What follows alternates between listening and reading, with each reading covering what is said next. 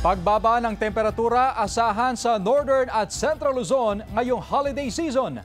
Balitang tinutukan ni Sandy Salvacio. Unang linggo pa lang ng Disyembre, ramdam na ang unti-unting pagbaba ng temperatura sa ilang bahagi ng Northern at Central Luzon.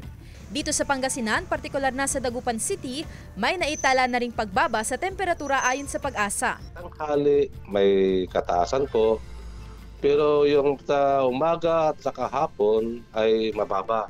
Ibig sabihin, ayan po yung tinatawag natin weather system na Northeast Monsoon. Ngayong December 5, naglalaro sa 25 hanggang 31 degrees Celsius ang temperatura sa Dagupan City. Lumalamig na rin ang klima sa lalawigan ng Benguet at Baguio City.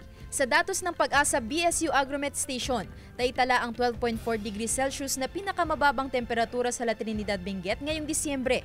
Sa Baguio City, umabot naman sa 13.8 degrees Celsius ang temperatura batay sa monitoring ng Pag-asa ngayong araw. Lumakas po yung amihan natin at doon po sa interaction with the tropical depression Wilma, medyo pinalakas po yung northeast monsoon natin kaya nakaranas tayo ng mababang temperatura. Asahang bababa pa ang temperatura na may kalat-kalat na pag-ulan sa iba pang bahagi ng rehiyon ng Cordillera sa mga susunod na araw.